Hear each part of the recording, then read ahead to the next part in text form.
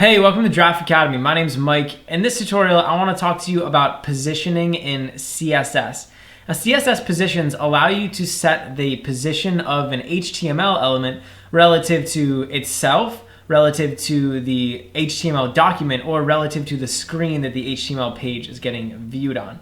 So these are really popular ways to create different layouts or position different elements in your HTML file. In CSS, there's four basic types of positions. You can have static positioning, absolute positioning, relative positioning, and fixed positioning.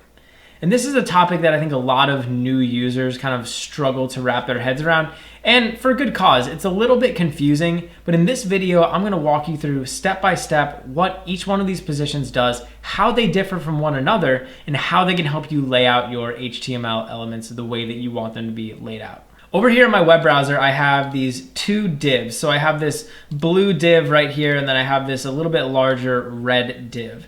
And by default, all HTML elements have what's called a static position. And a static position just means that they're laid out the way that you lay them out in your HTML document. So in this HTML file, I have my header one over here, and then I have my blue div, and over here I have my red div. And then down here I have a bunch of break tags so I can like scroll down. And you'll notice that the structure or the position of the elements in this HTML file directly corresponds to the position of the elements on the actual web page. And that's what static positioning does, is it just takes whatever the position that you specified in the HTML document and puts it over here on the web browser. So the default positioning is static, but we can actually change an individual element to have a positioning other than static. And the first position that I want to show you is called relative positioning. And relative positioning allows you to take an element and position it relative to where it's supposed to be. So let's take this blue div, for example, right? On this document, this blue div is supposed to be right in here between the header and between this red div, right? So that's where it's supposed to live if it's just positioned statically.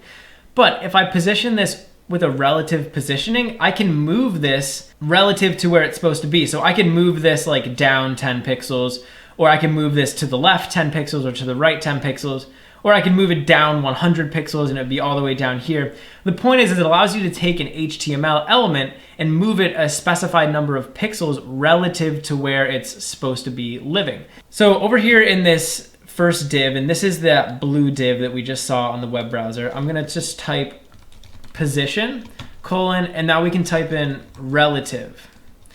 And relative, this is now going to set this element to have relative positioning. You'll notice if I come over to my web browser and refresh the page, nothing happens.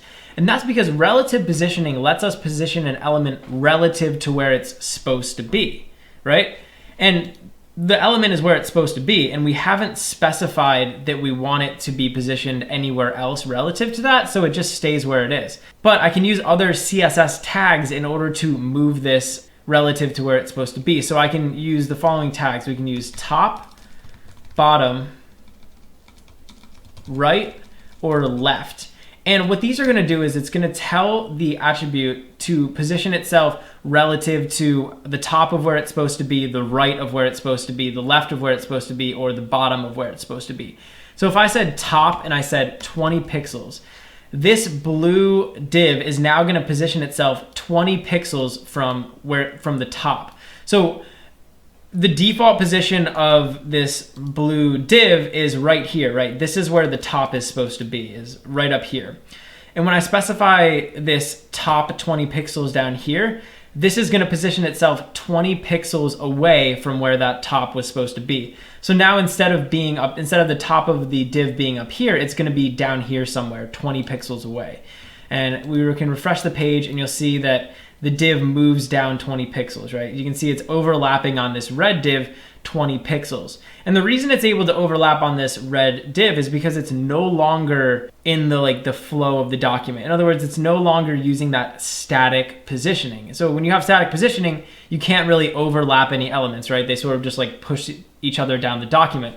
But now we can overlap things because it's positioned relatively. So here I'm positioning it 20 pixels from the top of where it was supposed to be. I could also position it 20 pixels from the left of where it was supposed to be. So now, instead of being over here, the left side is going to be like over here somewhere.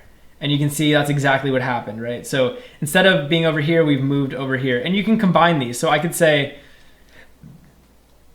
top 20 pixels and left 20 pixels. And now this will move down here, right? So it's still 20 pixels away from the left side of where it's supposed to be, and it's 20 pixels down from where it's supposed to be. And the same thing works for bottom. So I could say bottom, and now this will be 20 pixels from the bottom. So this is actually a little bit different. So instead of being here, it's gonna be up here somewhere. So it'll actually move up in the document. You can see that's what happens. So this is 20 pixels away from the bottom of where it was supposed to be. So that's relative positioning. And relative positioning, again, it's in the name. It allows you to position an element relative to where it's supposed to be in the document. But in addition to relative positioning, I can also specify absolute positioning. And absolute positioning is pretty similar to relative positioning, but instead of positioning the div, or instead of positioning the element a certain number of pixels relative to where it's supposed to be, it'll position the element the number of pixels relevant to the actual HTML document, like the entire flow of the HTML document.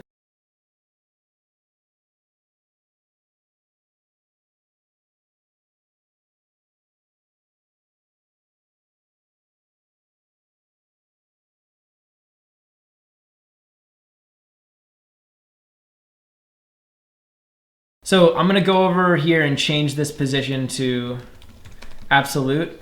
And instead of having bottom 20 and left 20, I'm just gonna have these equal to 0. And you'll be able to see what happens. So actually, instead of bottom, I'm gonna have top here. So we'll have top 0, left 0, and positioned absolutely. What's gonna happen now is instead of this being positioned where it's supposed to be in the document, now this blue square is gonna get positioned all the way up here at the top of the web browser. And you'll notice that this red div actually moved up into the place where that blue div used to be, right? So if I took this positioning off and I set this back to static, you can see that the blue div moves over here and the red div moves down below it. But when I position this as absolute, it takes this element out of the document flow, right? So this element is just sort of like removed from all of the like HTML flow, all of the HTML static flow, and now it's sort of like on its own. It's like a lone wolf, right? So this red div takes its position, and now it's just up here sort of free floating throughout the document. So if I was to come over here and say, let's say top 100 pixels, and we'll say left 100 pixels. This is gonna position this block 100 pixels from the top of the HTML document and 100 pixels from the left of the HTML document. So I'll refresh this, and you can see that's exactly what it did. So that's how absolute positioning is different from relative positioning. It's the same in the sense that you're using these top and these left tags, and you can use bottom tags and right tags to position the element, but it's different because it's a different scope. It's positioned relative to something else. In relative positioning, it's positioned relative to where the element should be in the normal static flow of the HTML document. In an absolute positioning, the element is positioned relative to just the entire HTML document flow in general. So all of the elements in the HTML page, this element is positioned relative to all of them. So in addition to absolute positioning, we can also use another type of positioning, which is called fixed positioning. And fixed positioning is actually going to use these top, and we can use this left tag as well. But fixed positioning will position an element relative to the viewport of the website. So the viewport of the website is the view that you're looking at. Right here, this is the viewport, right? But down here, we're looking at a different part of the HTML document, but it's the same viewport, right? It's the same like web browser that I'm viewing it from. So if I say position fixed, let's just set the top equal to 0, and we'll set the left equal to 0 as well. Now when I refresh the page, this block is up here at the top left, but when I scroll down, it's gonna stay up here at the top left. So it's always gonna stay at the top left relative to the viewport of the HTML browser. So this could be a good way to have like a sticky header. Like if this was the header of your website, you could just stick it up at the top, and then when you scroll down, it would just stay where it is. Another thing you could do would be to stick something to the bottom. So instead of the top, we'll say bottom 0 pixels, And now this will just stick to the bottom of the document. So it's down here at the bottom. And what you want to notice is if I change the size of the viewport, so for example, if I drag this up, it'll stay at the bottom of the viewport, right? So the window that I'm viewing the website in is changing size, but this blue div is always staying at the bottom of it, right? Or I could have this be bottom like, 100 pixels. And now this will be 100 pixels from the bottom. So it's always going to be 100 pixels from wherever the bottom of the viewport is. So that's the difference between fixed and absolute. Like if I had absolute, again, it's positioning itself relative to the HTML document flow. But when I have fixed, it's positioning itself relative to the viewport. So those are the basic differences between the 4 types of positioning in HTML and CSS. I hope you learned something, and I hope you're able to apply these different positioning styles to your HTML site. Hey, thanks for watching. If you enjoyed the video, please leave a like and subscribe to Draft Academy to be the first to know when we release new content. Also, we're always looking to improve, so if you have any constructive criticism or questions or anything, leave a comment below. Finally, if you're enjoying Draft Academy and you want to help us grow, head over to draftacademy.com/contribute and invest in our future.